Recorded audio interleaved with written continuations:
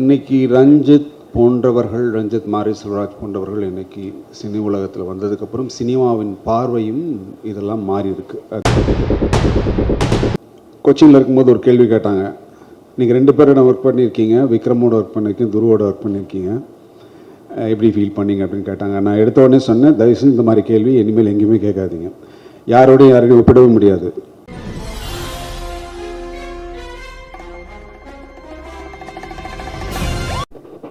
எல்லாருக்கும் வணக்கம். இது நன்றி அறிவிப்பு கூட்டம். அது உங்கள்கிட்ட இருந்து ஆரம்பிக்கலாம்னு நினைக்கிறேன்.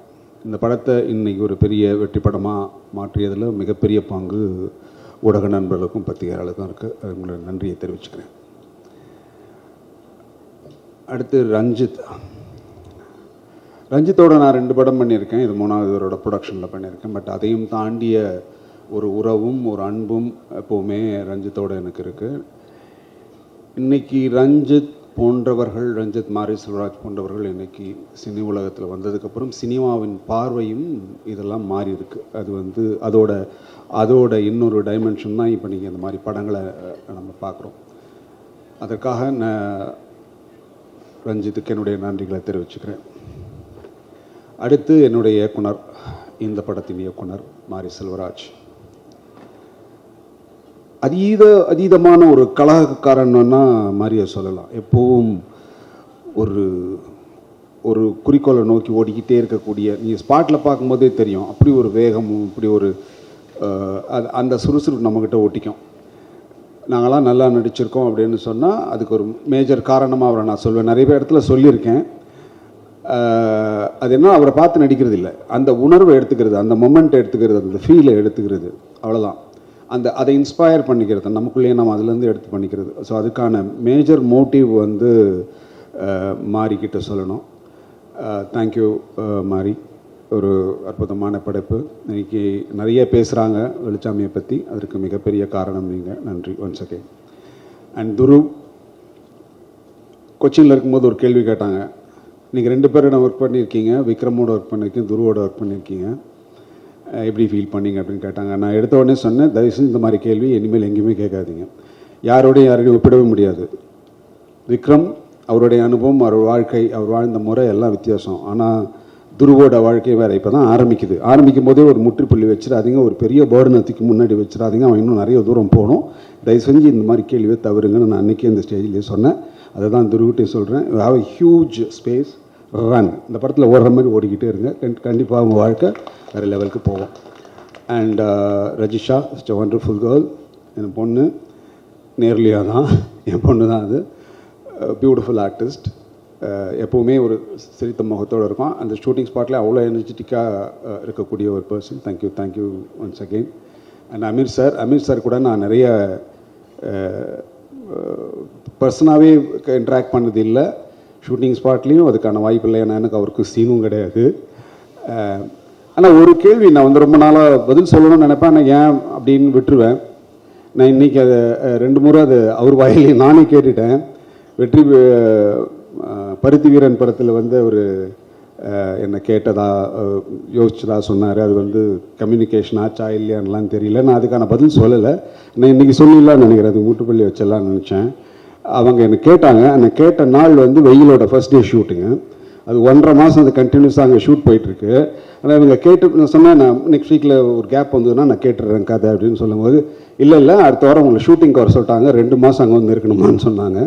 என்னால் அது முடியாதுங்க, நான் அவங்ககிட்ட சொல்லிவிடுங்கன்னு சொன்னேன். இதுதான் உண்மை. நான் இதை எங்கேயும் சொன்னதும் இல்லை, அவர் கேட்டதுனால, அவர் நிறைய இடத்துல சொன்னதுனால நான் இது பதில் சொல்ல வேண்டியிருந்தது. இதான் சார், வேறு எந்த உள்நோக்கமும் கிடையாது. அண்ட் எழில், மாரியோட ஷூட்டிங்கில் பார்த்தீங்கன்னா தெரியும், மாரியோட வேகத்துக்கு ஓடுறதுக்கு ரொம்ப கஷ்டம். அது வேறு மாதிரி ஒரு குதிரை, அது ஓடிக்கிட்டே இருக்கும். அதுக்கு ஈடு கொடுத்த ஒரு கேரக்டர் நான் இதுக்கு முன்னாடி இருந்த கேமராமேன் நான் பார்த்ததில்ல, எனக்கு தெரியாது. ஆனால் எழில் அந்த ஆரியை தூக்கி மேலே போட்டுக்கிட்டு ஓடுற அந்த வேகம் இருக்குல்ல, அதுலேயே தெரிஞ்சிடுச்சு இந்த படத்தோட குவாலிட்டி வேறு லெவலுக்கு வந்துடணும். அவ்வளோ நான் மானிட்டர் பார்க்குற பழக்கம் எனக்கு கிடையாது, திரையில் தான் பார்ப்பேன் இப்போ வரைக்கும். ஸோ அதனால் நான் என்னால் அங்கே அது ஜட்ஜ் பண்ண முடியல. பட் அந்த வேகம், அந்த ஈடுபாடு பிரமிக்க வச்சுது. வாழ்த்துக்கள், நன்றி. அண்ட் மதன் நான் இன்றைக்கி சொன்ன மாதிரி தான், நல்ல நண்பர், நல்ல ரொம்ப நிறைய பேசுவார் சினிமா பற்றி, நிறைய ஆக்சுவலாக இப்போ உட்காந்துருக்காரு. அவரும் ஒரு இயக்குனரும் கூட. பயங்கரமாக சினிமாவை பற்றிய மிகப்பெரிய எண்ணங்களும் அதை எப்படி பண்ணணுங்கிற நிறைய டெக்னிக்ஸும் கற்று வச்சுருக்கிற ஒரு ஆள் இங்கே ரொம்ப சாதாரணமாக உட்காந்துருக்காரு. அடுத்து வர்ற காலங்களில் ஒரு மிகப்பெரிய இயக்குனராகவும் வர்றதுக்கு வாய்ப்பு இருக்குது. பிரசன்னா இப்போ கொச்சினில் தான் நாங்கள்லாம் பார்த்துட்டீங்க, நிவாஸ் வரலையா அப்படிலாம் கேட்டாங்க நிறைய பேர் என்கிட்ட. இல்லைங்க வரல, ரொம்ப டயர்டாக இருந்து போயிட்டார். இல்லை வர வச்சுருக்கணும், நாங்கள் வர ட்ரை பண்ணோம், அவர் வரலைன்னா. அவ்வளோ பெரிய ஃபேன் வந்து கோச்சிங்கில் இருக்குது. நான் பார்த்தேன், கண் கூட பார்த்தேன். Thank you Prasanna, you are amazing, good, thank you. And editor Sakthi, நன்றி. நிறைய பேர் தெரியல எனக்கு. எங்கள் அண்ணன் இவர். நான் ரொம்ப வருஷமாக நான் சின்ன பையன்லேருந்து இவரை பார்த்துட்ருக்கேன்.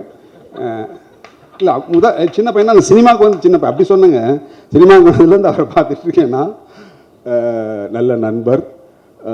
அப்புறம் அதித்தி, ஒண்டர்ஃபுல் பர்சன். எப்போவுமே சிரிச்ச முகத்தோடவே இருக்க ஒரு பர்சன். எனக்கு வந்து நான் ஷூட் போயிட்டுருக்கும்போது அப்ளாஸ் பற்றி சொன்னாங்க.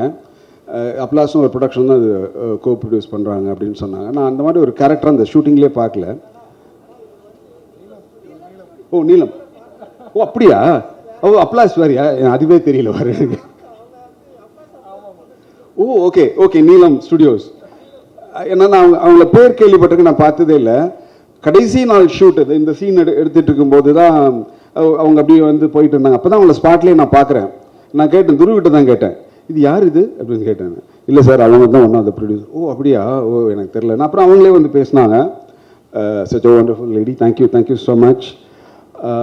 யாரை விட்டேன், மாஸ்டர். அவர் சொன்ன மாதிரி வெயிலேருந்து எனக்கு தெரியும். வெளில அவங்க அப்பாவுக்கு வந்து அசிஸ்டண்ட்டாக இருந்தார், அதுலேருந்து எனக்கு தெரியும்.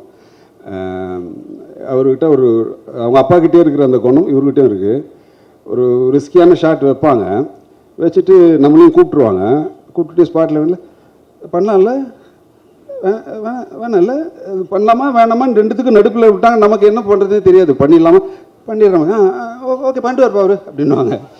இல்லை அதாவது நீங்கள் பண்ண வேணாம்னு சொல்ல மாட்டாங்க, நீங்கள் பண்ணணும். ஆனால் அது வந்து அது ஒரு ட்ராமாலாம் பண்ணி நம்மளை பண்ண வச்சுருவாங்க. அந்த மாதிரி ஒரு மனிதர். தேங்க்யூ.